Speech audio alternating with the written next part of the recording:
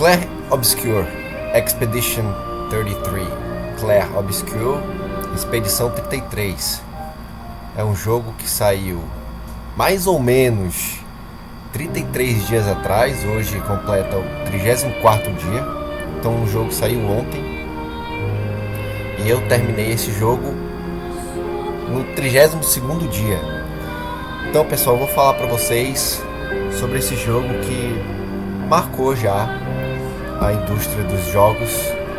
Eu vou dizer que revolucionou também a forma de como você deve fazer um jogo, de como você deve expor a sua arte e de como você deve propor algo que você quer fazer e que você quer muito fazer, pode dar certo, tá? Então é o seguinte, pra gente falar do jogo, a gente tem que fazer primeiro algumas... vamos explorar um pouco o significado de cada palavra, né? Como a minha formação é letras, então eu vou sempre puxar do lado da linguística. Então o que é Clair Obscur, pessoal? Clair Obscur é um termo francês que significa escuro, claro escuro, né? Que ele é o equivalente do italiano chiaro escuro, que na arte se refere ao contraste de cores, né? Então por isso que, por exemplo, você, quando dá um ataque, principalmente os ataques especiais, que envolve a habilidade e as habilidades gradientes que a gente vai falar mais lá na frente, dá aquele facho de luz, né? Então dá aquele facho preto e ao redor branco. Então é por isso que, por exemplo, em alguns mapas as cores são bem fortes, né? Deixa eu diminuir um pouco. As cores são bem fortes, é muito neon, é muito aquele ciano, rosa, neon e verde, com o contraste da sombra do mapa. Por isso que é Clair Obscur. E sendo um jogo na França, é claro, falou de arte, falou de arte, falou de França, né? Museu do Louvre, Mona Lisa, por aí vai. E é claro que eles não deixariam isso de fora. E Expedition 33. Por que é Expedition 33? Não é a 33ª expedição que vai explorar o mapa, porque assim, em um determinado momento apareceu uma Paintress, uma entidade enorme, chegou lá, pá, pintou num monolito gigante no horizonte. Imagina aí, você que é de Manaus, né? Você está no centro da cidade. E aí, não, você está no Musa. Torre, pá. E você olha no horizonte, surge um monolito gigante e nele sentado uma pintora, uma paintress. E aí ela pinta lá, pá, 99. O que significa esse 99? Pessoas com 99 anos ou acima morrem. Passa-se um ano, 98. Pá. Passa-se um ano, 97. Esse processo chama-se gommage, né? Ou seja, as pessoas morrem, viram flores, viram pétalas de rosas, né? Ou seja, no momento da morte, elas viram flores, compactuando com o nosso processo, né? Quando as pessoas morrem, a gente dá flores para as pessoas. Que infelizmente a gente não dá rosas ou flores para quando as pessoas estão vivas. Muita gente recebe sua primeira flor quando morre. Então isso pode ser um significado desse processo, desse gommage. E nós somos a expedição 33. Ou seja, a gente não é a 33ª expedição, a gente é a 67ª 7ª ou 8ª, porque o número vai decaindo, né? Começa do 0, expedição 0, 99, 98, pá, pá, pá, pá. E a gente acompanha a expedição 33. Aí 33 você pode brincar também, né? A idade que Jesus Cristo morreu, tal, 33. Estamos só brincando aqui com significado, estamos só brincando assim, com algumas analogias. E aí, pessoal, esse jogo é um JRPG, tá? O que significa JRPG? Então eu já zerei o jogo, tá? Eu tô no pós-game, não tô nem no endgame, eu tô no pós-endgame. O que é um JRPG? JRPG é o seguinte, é um RPG japonês, tá?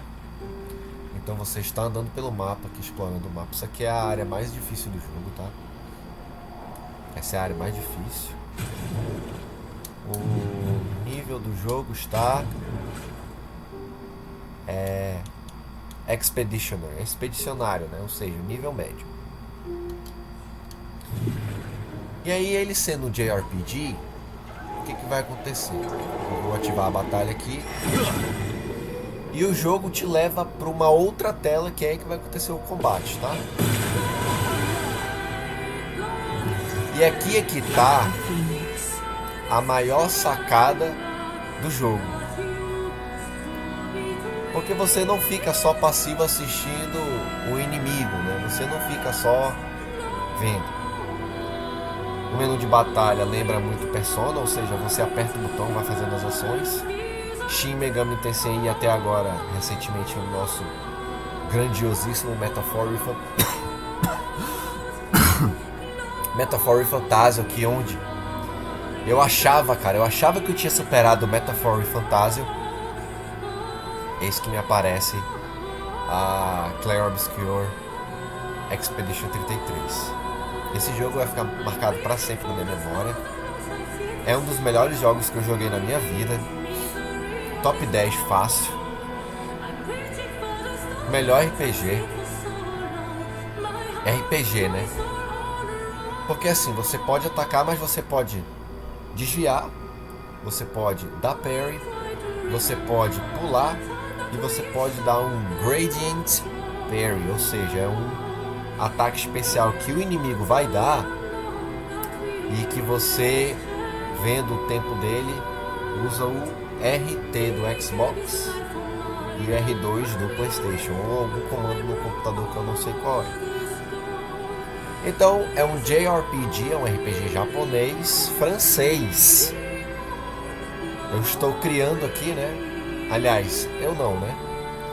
Usando como base a crítica dos Easy Allies. Easy Allies. It's a French JRPG. Aliás, mito do Maximilian Dude. It's a French JRPG. É um JRPG francês. Vamos usar o ataque aqui para terminar a batalha imediatamente.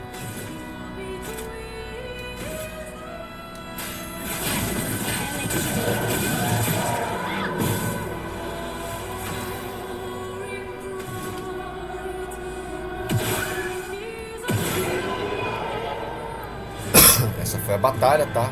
Então vocês podem ver, os meus personagens estão bem fortes. Monoko level 90, Mael 97, 95. Mael, a personagem que eu ataquei, é disparada a melhor personagem do jogo, tá, pessoal?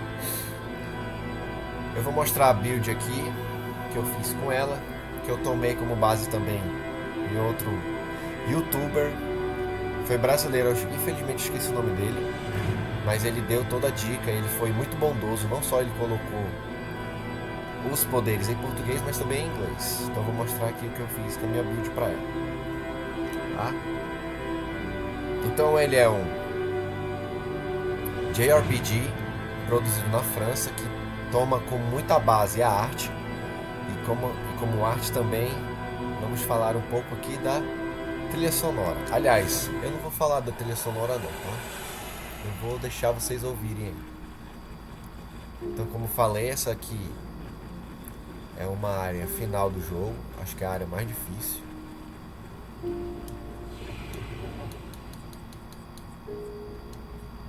Então aproveitem aí um pouco da trilha sonora desse jogo, pessoal.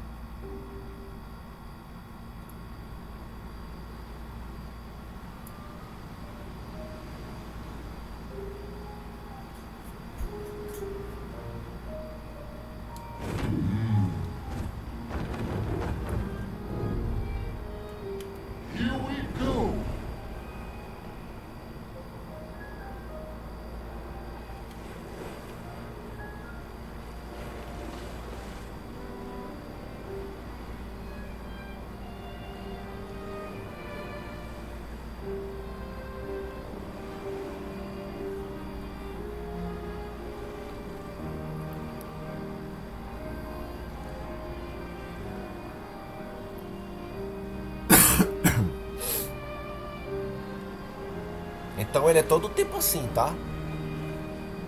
Tudo muito lírico, tudo muito culto, tudo muito... como é que eu posso dizer? Alta cultura, digamos assim, né? Alta cultura. É claro que o jogo ele não tem só músicas assim, né? Então ele tem a música do Mímico, que é um popzinho francês que usa um arranjo de sanfona. Tem também alguns mapas que utilizam até bossa nova, se duvidar. E o outro mapa que eles usam bastante influência acústica, assim. Então, acho que a trilha sonora, junto com a gameplay, junto com a história, assim, são os pontos mais fortes deste jogo, tá?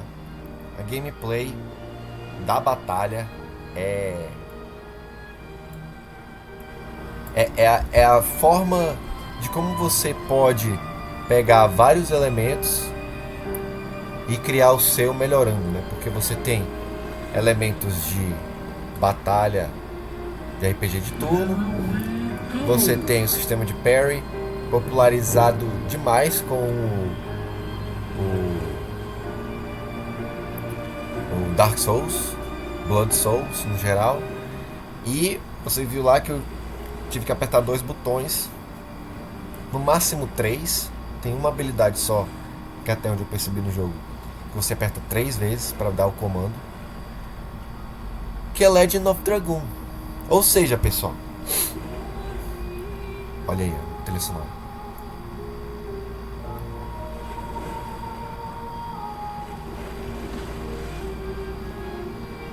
Então ele é todo o tempo assim. Ou seja, esse jogo ele é a contracultura do que uma vez já foi a cultura. Então, você, a gente, vamos incluir nessa que cresceu jogando PlayStation 1, principalmente os JRPGs famosíssimos do PlayStation 1, você cresceu, a gente cresceu tendo como base jogo de turno.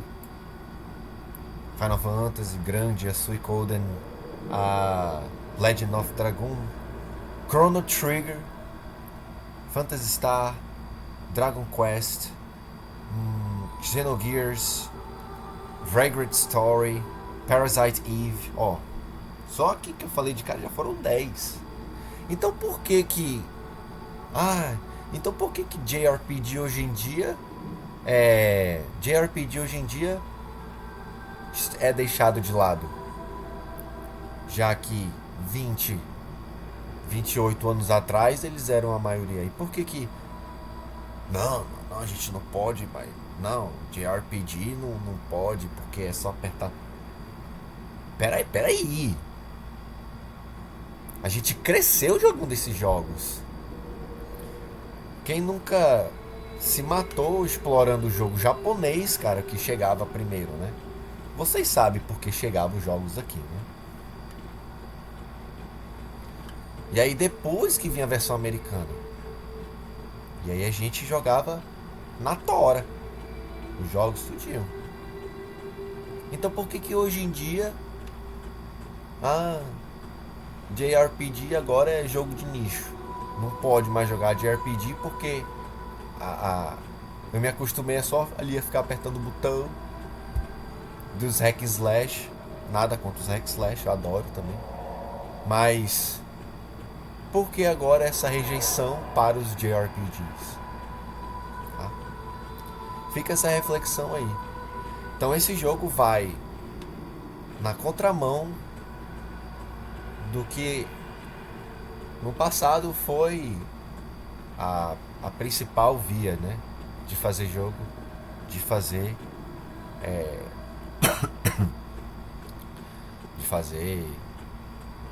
RPG, né? Você pode colocar a culpa na limitação, você pode botar a culpa na... Enfim. E aí, a partir de agora, eu vou meio que falar alguns símbolos e simbologias do jogo, começando por esse mapa aqui, tá? Visage. O que é o Visage? Visage, juntamente com a Sirene, são Axons, são monstros extremamente poderosos que possuem uma alta quantidade de energia. No jogo chama-se Chroma. Então ele é composto de 3 grandes áreas, tá? Vale da Tristeza, Vale da Raiva e o Vale da Alegria. Vamos explorar cada um deles. E aí, mais uma vez, você vai ver a influência da trilha sonora contando parte do jogo, contando a ambientação. Então você vê aqui, estamos aqui, né? Vale da Alegria. Olha lá os inimigos no horizonte. Os inimigos estão pulando, estão dançando. Se eu chegar perto deles, vão me atacar. Então você tem uma área que é verde, ensolarada, confortável, e uma trilha sonora que te deixa num estado assim, né? Alegre, confortável. Atenção, hein? Verde, a cor predominante desse mapa.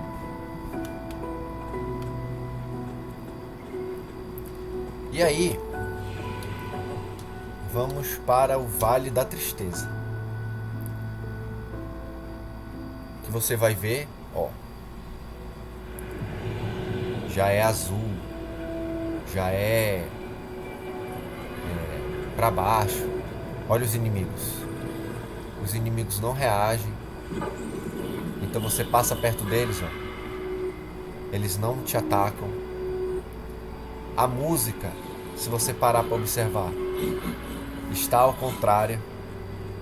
É uma desolação só.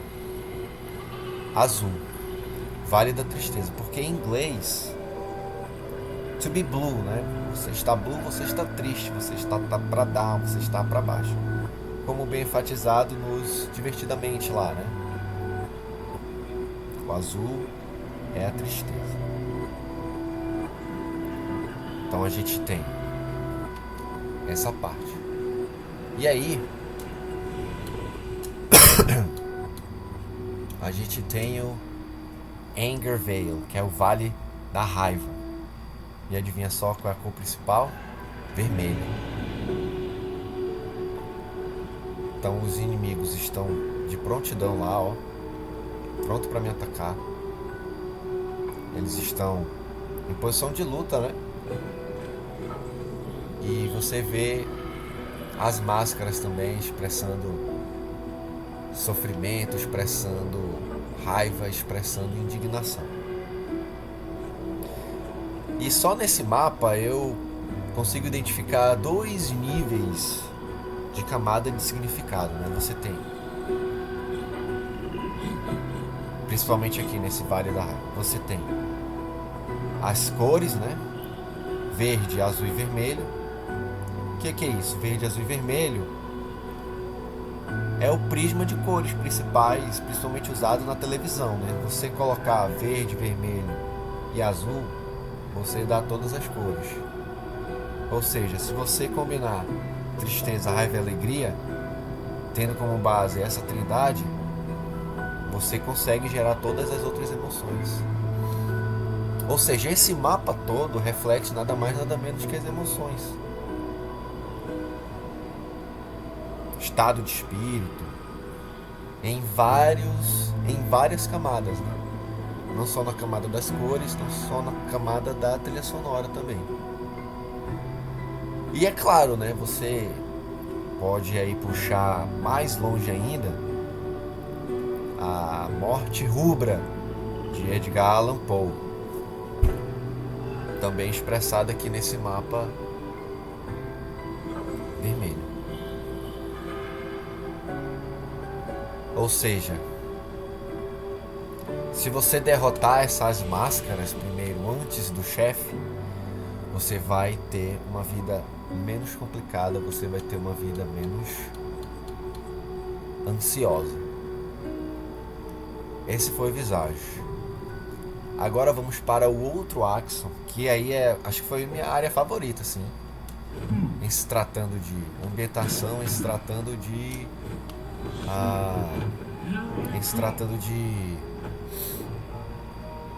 vibe, etc. Que aqui é a Sirene, tá? É o mesmo esquema, só que ao contrário do Visage, isso aqui não é montanha, tá? Isso aqui nada mais nada menos que um vestido enorme, pessoal. Ou seja, a parte de trás desse coliseu aqui é um vestido que veste a arena todinha, do boss todinho. Então, tanto que você entrar aqui, Sirene's Dress é o vestido da sirene, né? Olha lá, olha como é muito bem feito a textura do tecido. Você sente assim roçando nos dedos, né? Parece que o personagem tá pisando realmente. Então não são montanhas, é um enorme vestido que tem essas dunas, que cria essa ilusão. Então, isso eu só tô falando de 2 mapas, tá? Que pra mim foram os principais, que mais marcaram esse jogo. E aí, eu vou mostrar pra vocês a parte de dentro desse mapa, que é o Coliseu. Isso aqui também é endgame, tá, pessoal? Isso aqui também é endgame.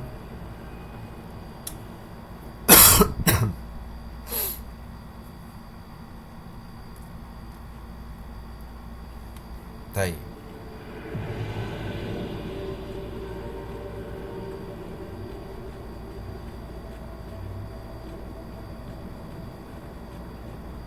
Então, esse coliseu enorme aqui que abriga o Axon Sirene.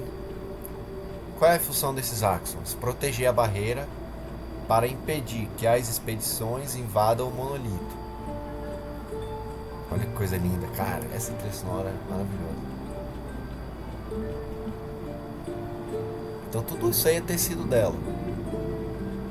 E a Sirene fica aí no meio, tá? Olha lá as dançarinas bailando. E essa parte, se você parar para analisar, ela mexe muito com a mente dos antigos expedicionários. Você ouve o relato deles. Porque esse jogo é assim, né? For those who come after.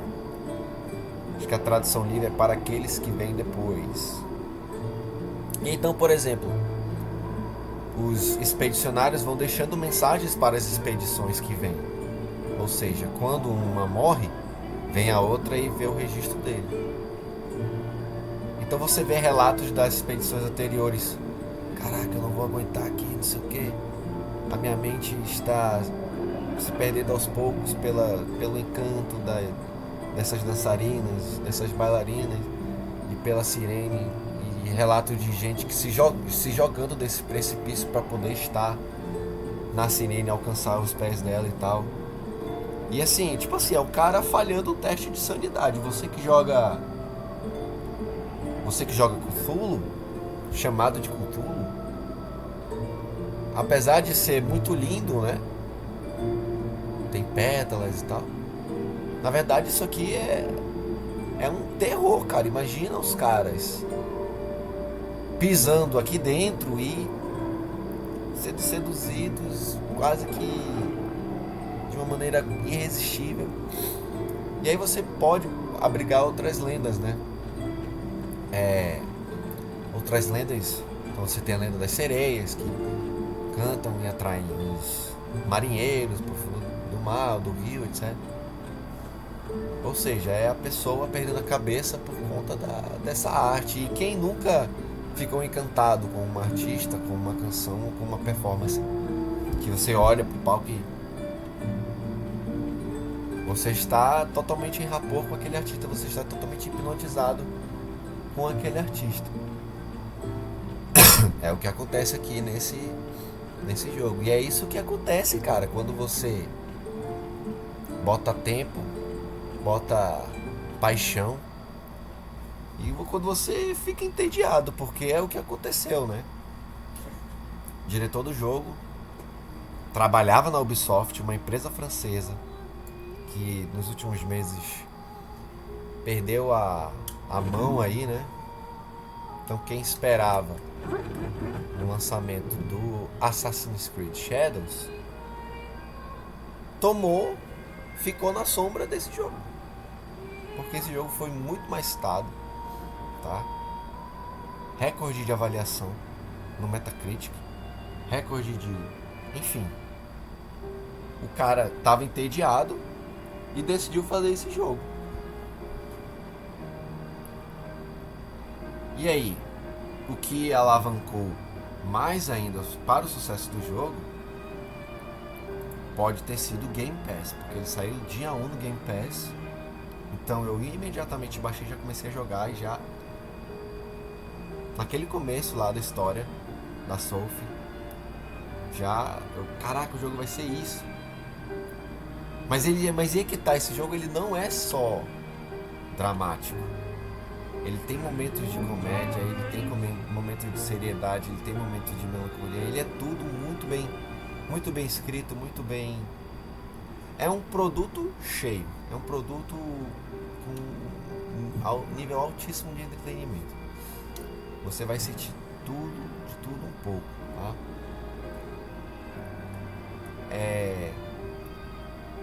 E também pelo fato dele custar somente $50, olha só. Então se você for lá na Steam, $200. Cara, R$200 era o preço de um jogo que a gente pagava, sei lá, 10 anos atrás. Jogo de PlayStation 3 era esse preço. E era um preço razoável. Então você tinha jogos, lançamentos com esse preço. E os caras foram na contramão e não só lançaram o jogo no Game Pass,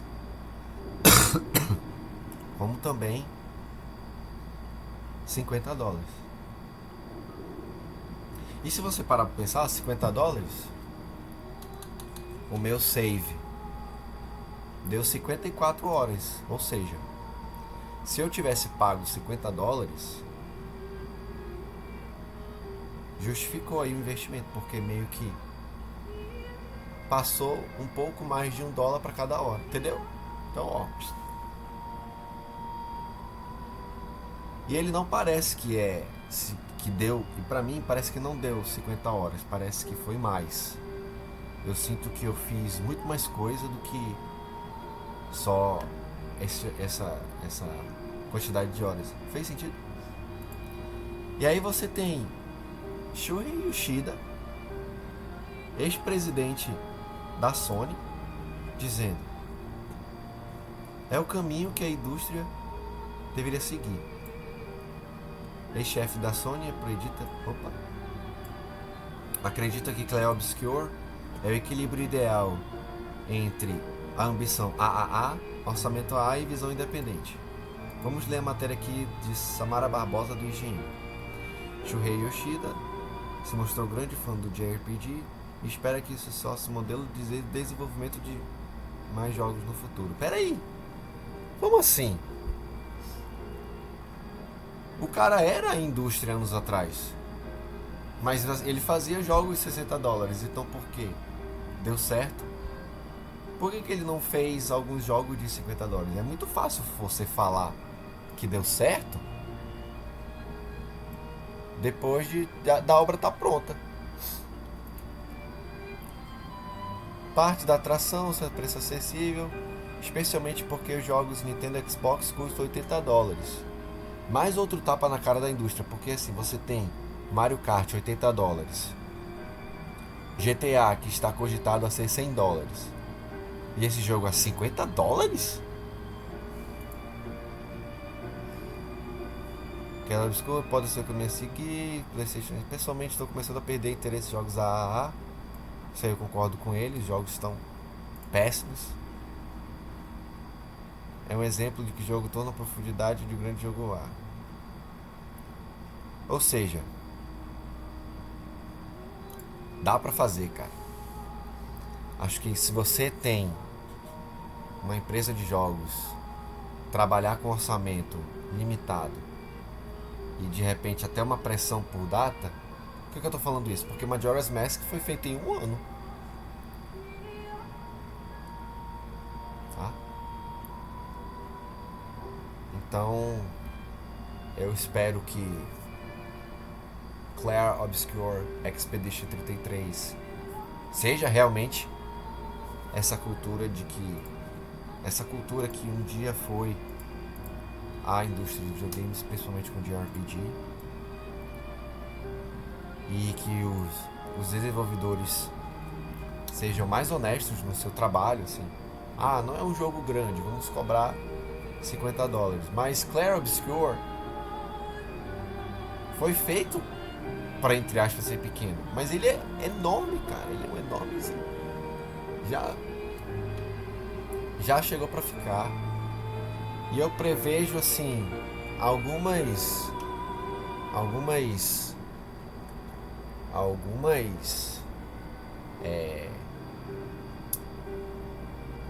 alguns possíveis jogos dessa franquia, hein?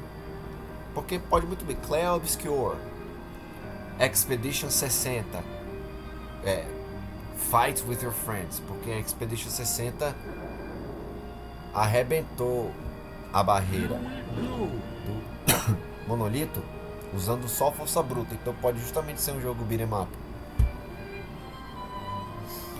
Então você pode também fazer